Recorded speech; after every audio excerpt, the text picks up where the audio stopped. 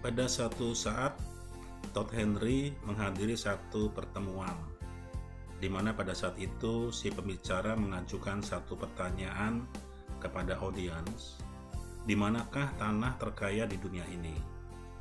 Ada banyak jawaban. Salah satunya adalah di Timur Tengah, di mana tersimpan cadangan minyak terbesar dunia. Namun, menurut si pembicara, tanah terkaya di dunia adalah di kuburan. Terinspirasi dengan hal ini, maka kemudian Todd Henry menulis sebuah buku dengan judul Die Empty. Kenapa tanah terkaya di dunia ini adalah kuburan? Karena di kuburan telah dimakamkan semua kisah yang tidak tertulis, bisnis yang tidak pernah diluncurkan, hubungan yang tidak pernah direkonsiliasi, dan semua hal lain yang dipikirkan orang. Oh, saya akan melakukannya besok kok. Namun bisa saja satu hari yang disebut besok itu tiba-tiba telah tiada. Kemudian ada dua pertanyaan yang diajukan kepada kita. Jika hari ini adalah hari terakhir Anda, apakah Anda puas dengan hidup Anda? Apakah buku kehidupan yang ingin Anda tulis itu sudah Anda tulis? Jika jawaban Anda adalah tidak atau belum, maka buku Die Empty yang ditulis oleh Todd Henry akan membantu atau mendorong Anda untuk mengejar impian atau aspirasi Anda, memaksimalkan bakat atau potensi Anda. Setiap hari Anda dapat menghasilkan karya terbaik yang bisa ditulis dalam buku kehidupan Anda, sehingga pada saatnya nanti Anda tidak menyesali bagaimana Anda telah menghabiskan hari-hari Anda, dan semua itu akan menginspirasi atau menjadi berkat bagi orang lain dalam bentuk warisan yang Anda tinggalkan bagi generasi setelah Anda. Ada 3 pelajaran penting yang bisa kita dapatkan dari buku Die Empty ini. Pelajaran yang pertama, kehidupan yang bermakna menyiratkan Anda untuk menjadi seorang developer. Namun sayangnya kebanyakan orang adalah driver, drifter, atau dreamer.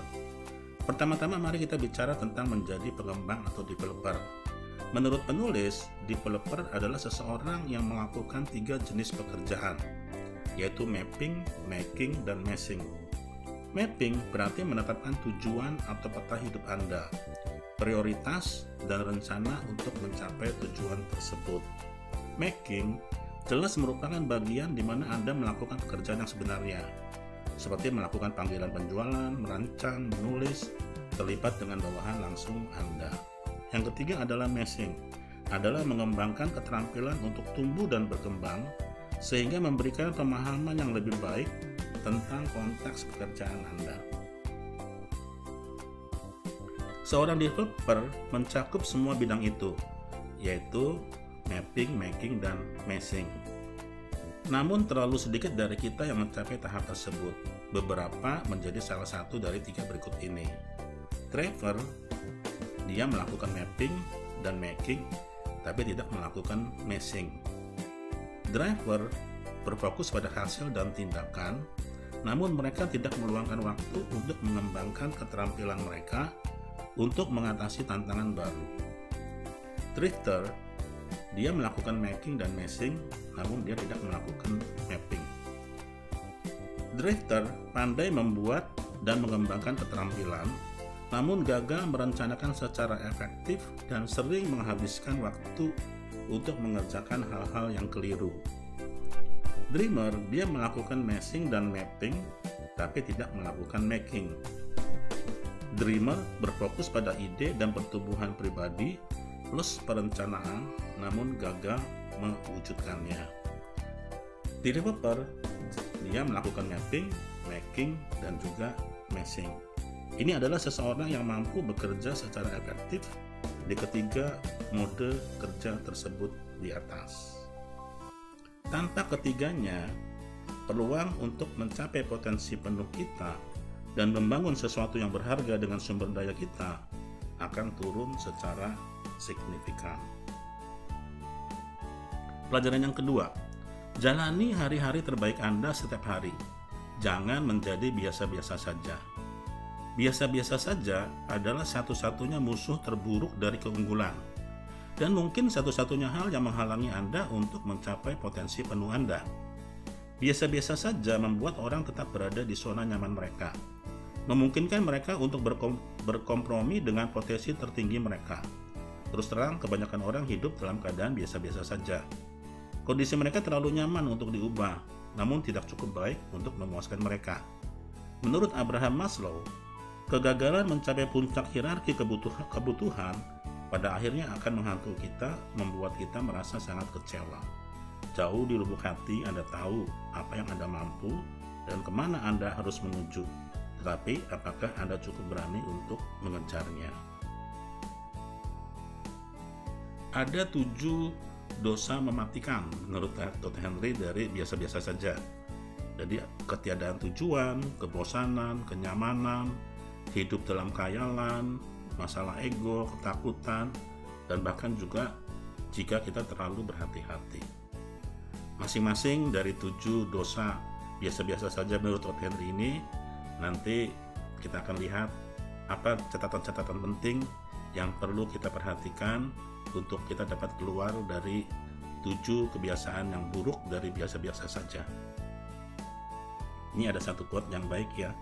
Bagi yang biasa-biasa saja itu adalah bentuk kebahagiaan. Jadi jangan jadi biasa-biasa saja maksudnya.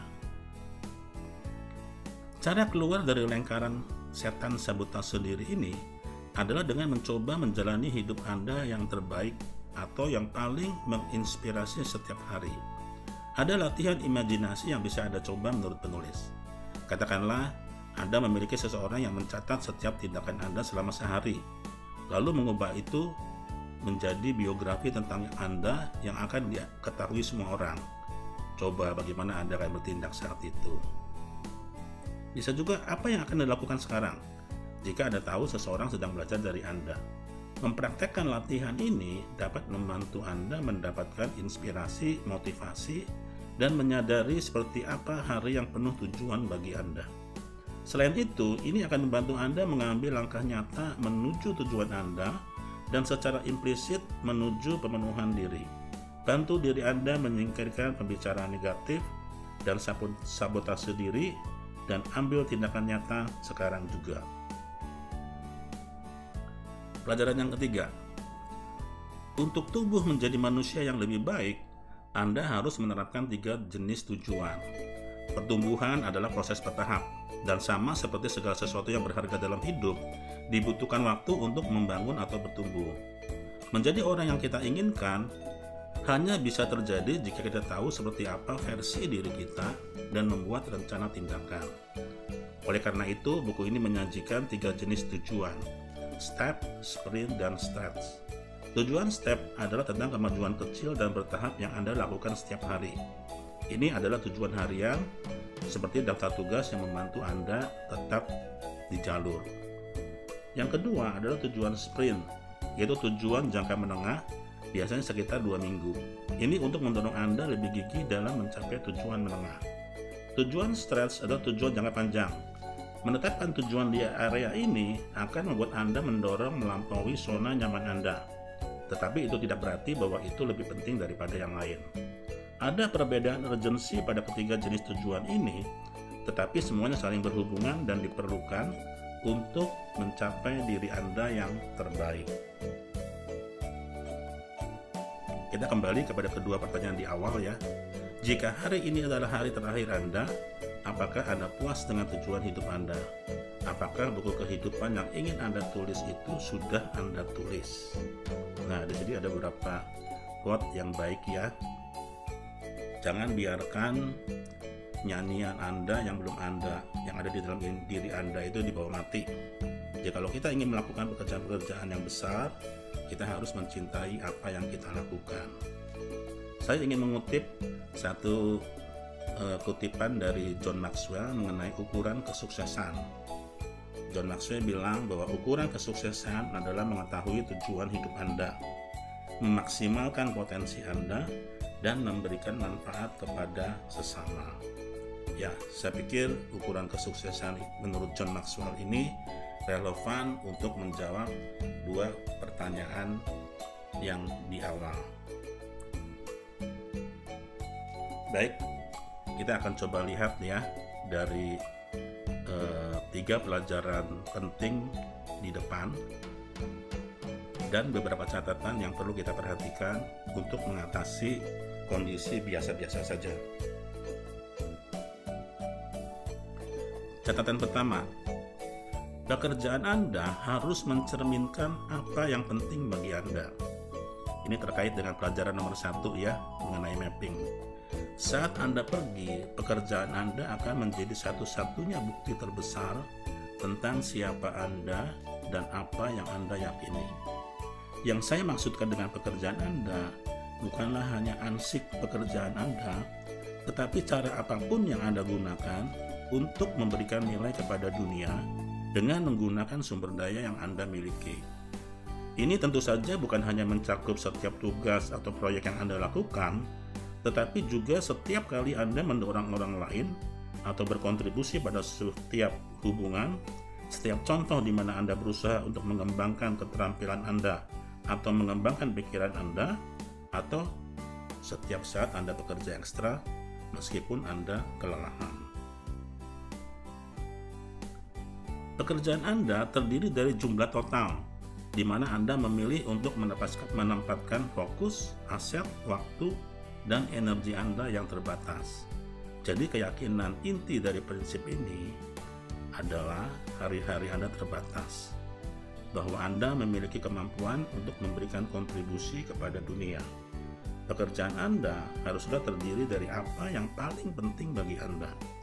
Pekerjaan Anda adalah upaya Anda untuk menciptakan nilai. Catatan kedua, menentukan prioritas itu sulit. Ini masih terkait dengan pelajaran pertama, terkait dengan mapping. Ketika Anda memilih satu hal untuk difokuskan, Anda secara otomatis memilih untuk tidak fokus pada yang lain. Inilah sebabnya mengapa beberapa orang jatuh ke dalam ketiadaan tujuan. Mereka tidak menyukai ketidaknyamanan karena harus mengatakan tidak untuk hal-hal yang sangat baik yang bukan merupakan hal yang paling penting. Mereka lebih suka menjadi biasa-biasa saja dalam banyak hal daripada melakukan perubahan nyata pada hal-hal yang mereka pedulikan dan berisiko gagal. Catatan ketiga, urgensi versus ketekunan. Ini terkait dengan pelajaran pertama, yaitu mengenai mapping, making, dan meshing. Urgensi berarti memanfaatkan sumber Anda yang terbatas dengan cara yang bermakna dan produktif. Ketekunan berarti mengasah keterampilan Anda dan melakukan pekerjaan Anda dengan cara yang tidak akan Anda sesali di kemudian hari. Ketika Anda mengadopsi pola pikir ketekunan yang mendesak, Anda akan mencurahkan semua diri Anda ke dalam hari-hari Anda. Dan selanjutnya, Anda akan menemukan bahwa nilai unik yang Anda bawa ke dunia menjadi fokus dan lebih jelas. Keunggulan dapat dicapai dengan melakukan yang terbaik setiap hari dengan urgensi dan ketekunan. Dan Anda berada pada posisi yang lebih baik untuk memberikan kontribusi jika Anda menyelaraskan pekerjaan Anda dengan nilai-nilai Anda. Jangan menjadi cermin yang secara pasif mencerminkan prioritas orang lain. Anda harus menggali puing-puing ke prinsip inti yang memandu hidup Anda, kemudian berkomitmen untuk melakukan pekerjaan Anda dengan hati nurani yang bersih. Mengetahui bahwa Anda berpegang teguh pada prinsip tersebut. Ada banyak ruang untuk bereksperimen dan mencoba hal-hal baru, tetapi jika Anda tidak mempertahankan apa yang Anda yakini, pada akhirnya Anda akan tersesat dalam pekerjaan Anda. Catatan yang keempat, biasa-biasa saja tidak terjadi begitu saja. Itu berkembang perlahan dari waktu ke waktu. Nah, ini terkait dengan pelajaran kedua ya.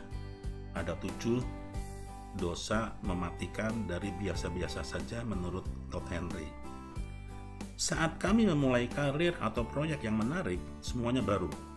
Kami terjun ke dalam pekerjaan dengan penuh semangat, karena kami tahu bahwa kami perlu membuktikan nilai kami kepada manajer atau klien kami.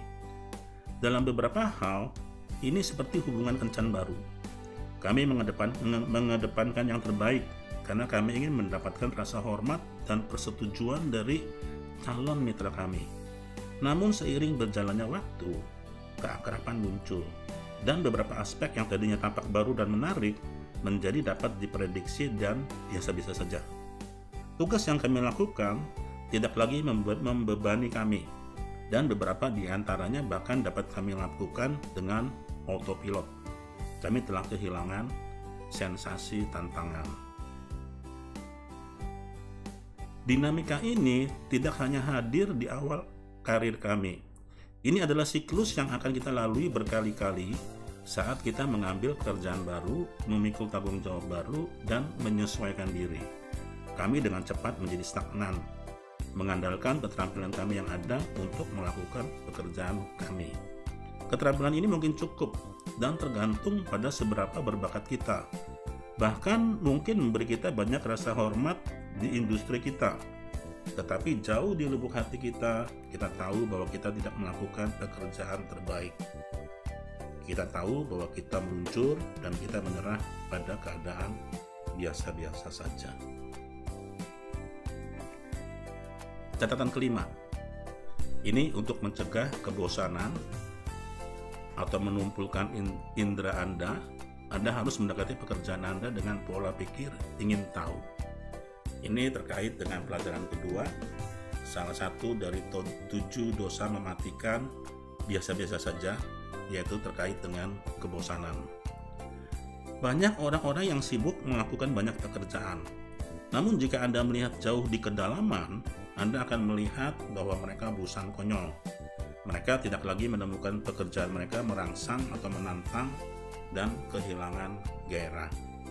Mereka tidak meregangkan pikiran mereka, tidak menggali lebih dalam, tidak mencoba hal-hal yang baru, dan hidup dengan asumsi-asumsi yang membatasi diri mereka sendiri.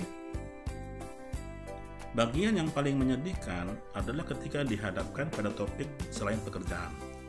Mereka justru bergairah, antusias, dan gembira. Jika Anda membuat mereka berbicara tentang sesuatu yang secara alami mereka minati, mereka akan berbicara dengan sangat mendetail, bahkan selama beberapa jam. Masalahnya bukan karena mereka tidak memiliki kapasitas untuk takjub dan tertarik, tampaknya mereka tidak dapat menerapkan tingkat keingintahuan yang sama pada pekerjaan mereka.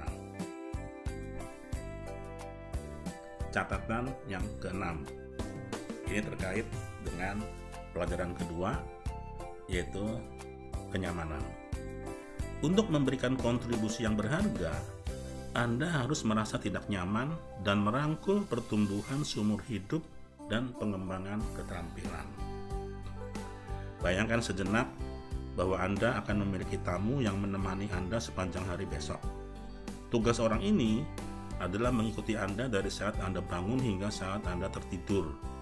Mereka akan membuat banyak catatan tentang jadwal Anda, bagaimana Anda berinteraksi dengan keluarga dan teman Anda, bagaimana Anda terlibat dalam tugas dan proyek Anda, dan mengamati pola pikir Anda. Nah, nggak nyaman kan? Setelah 1 hari berakhir, orang ini akan menghabiskan beberapa hari berikutnya memproses pengamatan mereka, menarik kesimpulan tentang motivasi Anda, dan menyusun catatan mereka menjadi sebuah buku tentang Anda yang akan menjadi catatan definitif kehidupan dan pekerjaan Anda. Ya, jika kita dihadapi sama situasi seperti ini, tentu kita akan berhati-hati, bukan? Dan melaksanakan dengan sebaik mungkin. Catatan yang ketujuh, ini terkait dengan pelajaran kedua, salah satu dari 7 dosa mematikan dari biasa-biasa saja, terkait dengan poin kekayaan. Mengenal diri sendiri akan membantu Anda melawan delusi diri dan mengejar kontribusi unik yang mampu Anda berikan sendiri. Kisah-kisah yang kita yakini tentang cara kerja dunia sering memainkan peran penting dalam membantu kita menginterpretasikan makna dari satu peristiwa. Mereka menyediakan kerangka kerja yang melaluinya kita memfilter pengalaman kita. Dengan demikian, cerita yang kita ceritakan pada diri kita sendiri dapat berupa kekuatan yang memotivasi dan berkontribusi, atau kekuatan yang membatasi dan merusak saat kita berusaha untuk mengeluarkan karya terbaik kita. Penting bagi kita untuk mendapatkan pemahaman tidak hanya tentang keyakinan yang dipegang teguh, tetapi bagaimana hal itu dapat mempengaruhi aktivitas kita sehari-hari. Melakukannya dan kemudian memetakan aktivitas kita di sekitar pengetahuan diri tersebut adalah salah satu kunci kesuksesan yang berkelanjutan. Catatan 8, ini terkait dengan ego. Keyakinan dan kemampuan beradaptasi mencegah ego yang membengkak atau menghambat kemajuan pekerjaan terpenting Anda.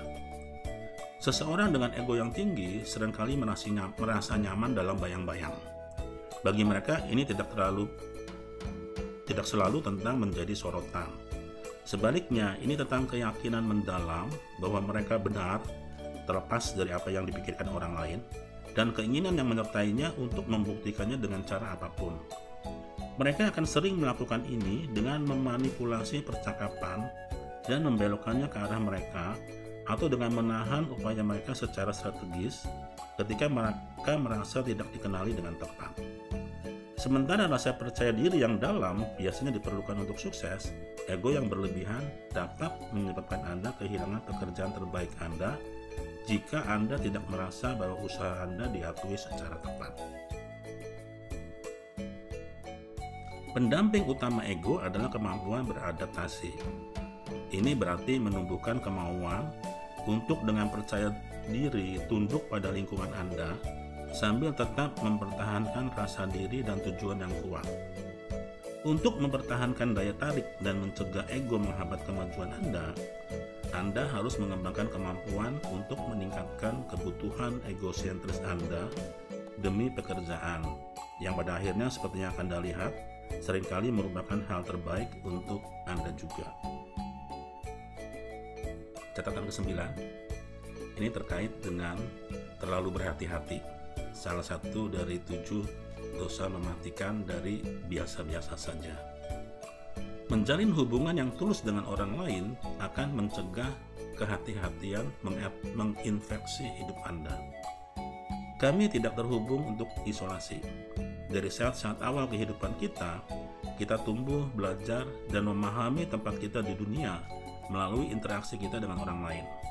Kami membutuhkan orang lain untuk membantu kami tetap selaras dan mengeluarkan yang terbaik dari diri kami. Tetapi hubungan kadang-kadang bisa menjadi tidak nyaman dan menantang. Sangat mudah untuk tergelincir ke dalam penjagaan dan menutup diri dari dunia saat berhadapan dengan kekacauan yang terlibat dalam menavigasi ekspektasi, kesalahpahaman, dan ketidaksepakatan kolaboratif. Ini terutama benar ketika kita sibuk atau merasa tidak punya waktu atau emosi untuk menghadapi kompleksitas hubungan. Namun menutup diri dari orang lain, terutama di saat-saat sibuk, adalah hal terburuk yang bisa kita lakukan. Saat kita memutuskan hubungan atau menjadi waspada, kita mengurangi potensi wawasan kebetulan dan koneksi yang sering datang melalui interaksi tak terduga dengan orang lain, dan kita juga membatasi kemampuan kita sendiri untuk keluar dari zona nyaman relasional kita, yang sering mengarah pada penemuan wawasan baru tentang kemampuan dan preferensi kita. Catatan ke-10 masih terkait dengan pelajaran kedua yang berkaitan dengan ketakutan. Temukan suara Anda dan taklukkan rasa takut akan kegagalan dengan mengambil risiko kecil yang diperhitungkan setiap hari. Ada lebih banyak hal yang terjadi dalam pikiran Anda daripada yang terlihat di permukaan. Sesuatu yang Anda alami dapat menyebabkan kilatan intuisi, tetapi ledakan wawasan ini akan cepat memudar jika Anda tidak melakukan apa-apa dengannya. Anda perlu memperhatikan momen-momen inspirasi ini dan mengikutinya, setidaknya secara mental, kemana momen-momen itu mengarah, bahkan jika saat itu tampaknya tidak praktis. Ini tidak berarti sembrono dengan perhatian Anda dan mengikuti setiap keinginan, tetapi bersedia untuk setidaknya menangguhkan asumsi Anda cukup lama untuk memeriksa manfaat yang sifatnya intuitif. Anda tidak akan pernah melakukan pekerjaan terbaik Anda sampai Anda belajar mengasah dan mempercayai insting Anda, lalu mengembangkan keberanian untuk mengambil langkah kecil ke arah yang benar. Yang terakhir, catatan ke-11. Nah, kalau ini terkait dengan pelajaran nomor 3 ya, yang terkait dengan tujuan, yang kedua terkait dengan biasa-biasa saja, dan yang ke-1 terkait dengan pekerjaan kita yang ada 3 tadi ya.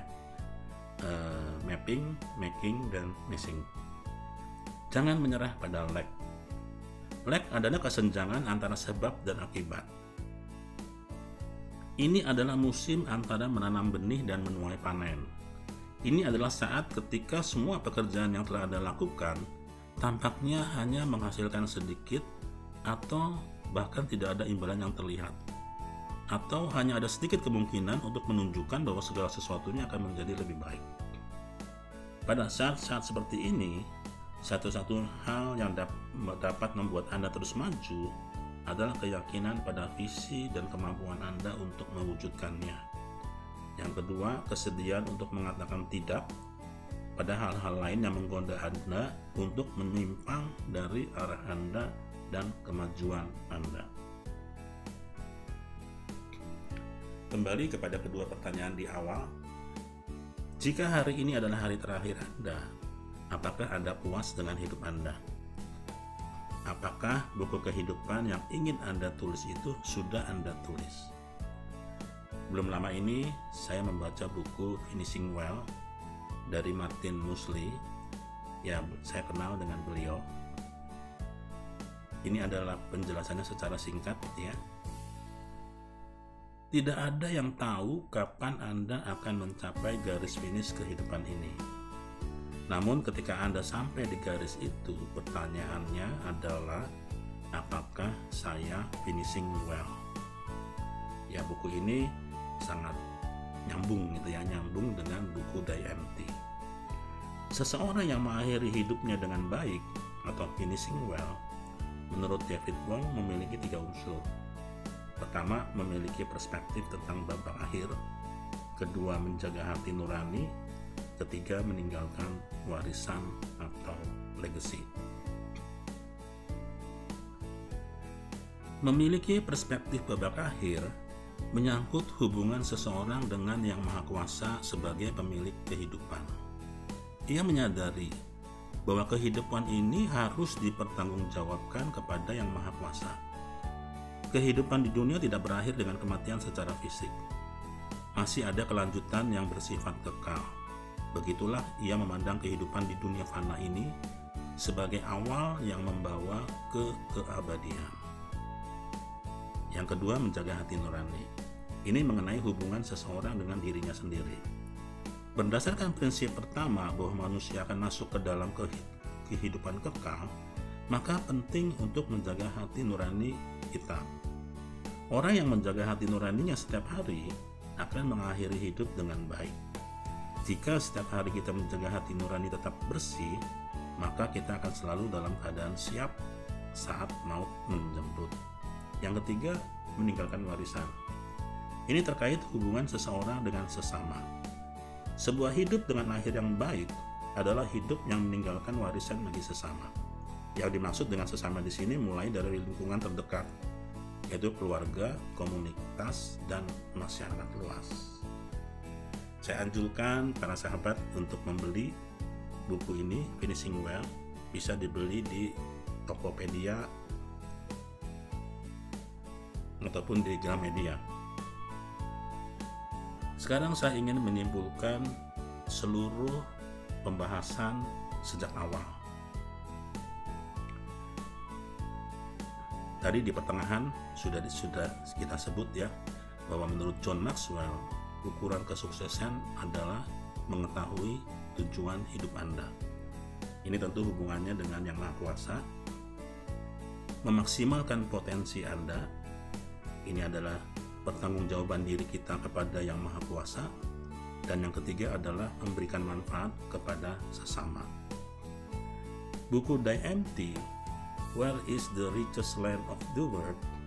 Ini berbicara mengenai potensi ya. Jadi sangat kental sekali dengan memaksimalkan potensi Anda. Walaupun ada kaitannya dengan poin yang ketiga. Demikian juga menurut David Wong ya, seorang yang mengakhiri hidupnya dengan baik, tadi dari yang ada ditulis dalam buku Finishing Well, memiliki perspektif tentang babak akhir, menjaga hati nurani, meninggalkan warisan. Ini semua memiliki satu benang merah. Jikalau kita ingin berbicara tentang bagaimana memaksimalkan potensi diri, mungkin buku Die Empty cocok. Tapi bagaimana kita memberikan manfaat kepada sesama dalam konteks relationship?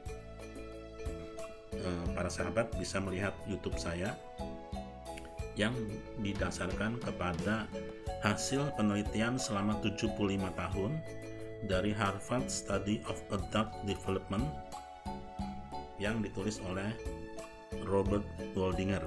Dia generasi keempat ya. Ini adalah penelitian yang paling panjang yang pernah dibikin, 75 tahun dengan 4 kali pergantian kepemimpinan di dalam proyek ini. Saya ingin menyimpulkan pada akhirnya dari kesemua ini itu dengan 3B. Yang pertama adalah beres dengan Yang Maha Kuasa.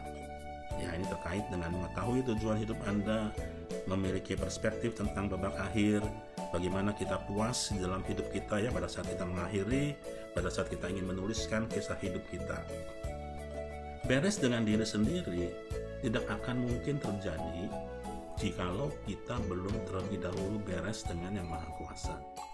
Demikian juga beres dengan sesama tidak akan mungkin terjadi jikalau kita tidak beres terlebih dahulu dengan diri kita sendiri. 3B ya, beres dengan Yang Maha Kuasa, beres dengan diri sendiri, beres dengan sesama. Terima kasih para sahabat sudah menyaksikan atau melihat video ini. Sampai jumpa.